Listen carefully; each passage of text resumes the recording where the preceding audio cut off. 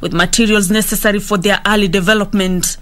During the COVID pandemic, when schools were closed, one of the things that children in public schools benefited from immensely, which may not be appreciated, was the ability to have one-to-one books to read while children were at home. According to Tusome early grade reading activity, regular reading practice and classroom resources are positively correlated with reading fluency, while larger class sizes and the use of local language at school are negatively correlated with reading fluency. Curriculum is a living thing, and I'm aware that there's a team that is relooking at our programs in literacy, in English, to make it more harmonious, to make it more relevant. And when we do this, it doesn't mean that something has failed. It just means that as a people and people in curriculum, we must continue to do research and engage and improve on whatever needs to be improved. To stories making headlines in the counties that locals in Makemambere South who were evicted from the land by the Tana and Athi River Development Authority TADR have told the National Assembly Committee on Security that they were tortured during the eviction exercise. The residents are now demanding justice and are asking the committee to investigate the matter. Speaking when the committee toured the area on a fact-finding mission, the evictees claimed that despite having occupied the piece of land for ages, they were subjected to torture. Tunaomba serikali ituone. Tangu nisaliwa 1972, nimekuwa hapo. Nimeshika baba yangu hapo. Mama yangu alikufa juzi wakati kulikuwa na hiyo mfurukano. Elsewhere, the Kajiado County Security Committee has begun identifying livestock traders and herders in the region in an attempt to curb rampant livestock theft. Nia yetu ni kuhakikisha kwamba iko police presence katika raia, na hiyo tukiwa na askari na pia kutumia ile magari tuko nayo, tutaweza kuhakikisha kwamba askari wana patrol hizo areas, na wale ambao wako na nia ya kuiba mifugo na kusafirisha mifugo hawataweza kufaulu katika nia zao.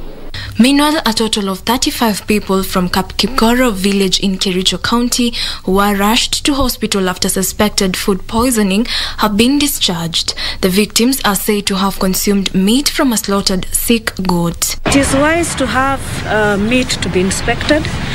Let the public health officer and the veterinary inspect the meat before it is consumed, because as you can see, it has caused a lot of problems, and if intervention was not done early, maybe we'd have had even a higher mortality. Finally, Evans Juma Wanjala, the self-confessed child killer of Moy's Bridge, Uasin Gishu County, is mentally fit to stand trial, and Eldoret Court has been told. A psychiatric assessment conducted at Moy Teaching and Referral Hospital on July 21st and presented to Eldoret High Court Deputy Registrar Rosemary Onkoba showed he is mentally stable to plead to murder charges. Wanjala, who has confessed to brutally murdering 5 young girls after assaulting and defiling them, faces 5 counts of murder. Kitu ambayo ina support hapa ni kwamba Chuma mwenyewe amefanya kitu inaitwa self confession. Yeye amekiri yeye mwenyewe ya kwamba alimuoa watoto, lakini kwa sababu tuko kwa sheria, huyu naye atapewa nafasi yake inaitwa defense hearing, akuje naye ajitetee. Now from the counties to something that we have seen but you do not know when people are taking advantage of you. Now apparently chocolate maker Cadbury is on the spot over an alleged plot to tap the brains behind Kenya's creative industry for a mere thank you. The Kenya Copyright Board says Cadbury is running a campaign dubbed In Your Own Words, which invites authors to forward their original Kenyan stories to the company for free. In a statement, Kekobo Executive Director Edward Sigay has ordered Cadbury to review the terms of the competition or withdraw it entirely. Kenyan creatives say they are not amused by a campaign urging them to help co-author 150 books that will be posted on our website for everyone to download, read and enjoy. Dubbed In Our Own Words, the chocolate maker has extended an invitation for entries, but with a caveat: authors surrender the rights to their creative content. Kenyans took to social media to speak against the campaign, alleging exploitation. This should be a warning to anybody who wishes to use someone else as intellectual property. You know, most of the would-be victims here are young people desperate for a platform. But even then, it is immoral and unethical to try and get benefit from their sweat without paying them. It's very key. Intellectual property requires payment. Otherwise, then it loses the value as a incentive. So payment is very key. In a statement, the Kenya Copyright Board said it had reviewed the terms of the campaign and found them unethical and amounts to subjecting writers to degrading treatment while taking away intellectual property rights. Which is really contrary to the basic principle of copyright, which is that the person, the author, is the owner and they must be recognized. So in that case, they messed up two principal, critical and essential requirements for the recognition and protection of copyright.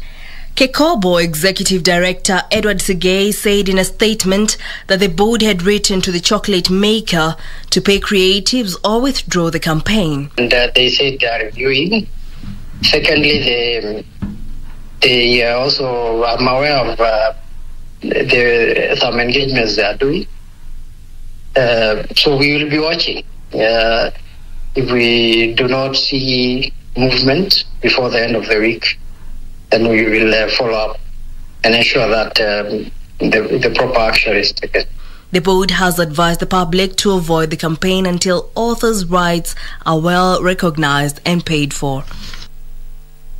Now, in regard to that particular story about Cadbury that made, headlines, especially on social media there, one of your viewers, Wycliffe Simiyu, says that that's the way now young people are suffering brain drain and missing opportunities of, proper employment. Keep your views coming. Remember, we are live and we welcome your feedback. Tell us where you're watching this particular broadcast from.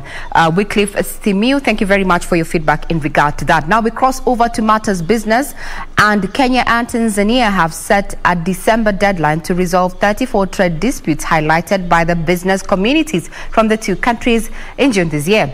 Foreign Affairs Cabinet Secretary Rachel Omamo has said that the two countries have further agreed to cooperate on higher education, science and technology, political and diplomatic consultations, as well as demarcation of the international border. Kenya and Tanzania have had frosty diplomatic and trade relations that have affected trade and free movement of people, goods and services. The diplomatic spat between the two countries has also undermined the implementation of the East African Community Trade Agreement and Africa Continental Free Trade Agreement. In June this year, Tanzanian President Samia Suluhu and President Uhuru Kenyatta agreed to set up a joint commission committee to iron out disputes hindering trade. Trade between Kenya and Tanzania has been slowing since 2014, when Kenyan exports to Tanzania stood at 65 billion shillings, and in 2015, when imports from Tanzania peaked at 79.4 billion shillings. The two countries have engaged in a tit-for-tat tax war that has made cross-border trade untenable. Foreign Affairs Cabinet Secretary Rachel Omamo says Kenya and Tanzania have agreed to eliminate and resolve some trade disputes. During the fourth session of the Joint Commission for Cooperation, Kenya and Tanzania deliberated on how to unlock barriers preventing trade between the two East African nations. For looking at our relationship in the broadest sense, seeing its potential, seeing its value, and seeing its necessity for peace and prosperity in our region. We also agreed that we need to do more to work very closely to improve implementation of our grid areas. The two countries have agreed to resolve 30 out of 64 challenges facing bilateral relations and hampering trade by December this year. Really a broad array of issues that were discussed. And the important thing of these JCC type meetings is the follow-up that is always very critical. And so we have agreed, rather than meeting 5 years from now, as has been the case, we have committed to have another meeting within 12 months. This time it would be in the United Republic of Tanzania, and between now and then, somewhere halfway in 6 months, say around February 2022, there will be a midterm review on progress of some of the issues that were deliberated on by ministers. Nairobi and Dar have also signed MOUs on diplomatic consultation, higher education and demarcation of international borders, which is expected to strengthen and enhance cooperation between the two countries.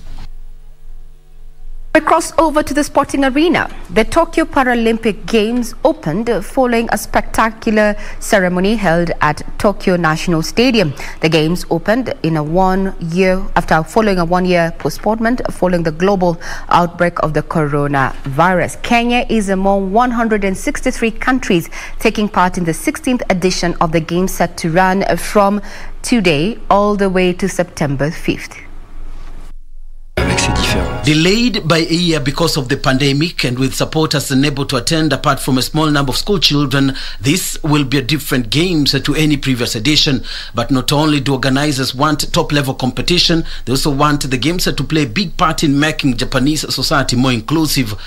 When humanity should be united in its fight against COVID-19, there is a destructive desire by some to break this harmony, overlooking what brings us together, to focus on the factors that differentiate us, fuels discrimination. It weakens what we can achieve together as human race. Difference is a strength.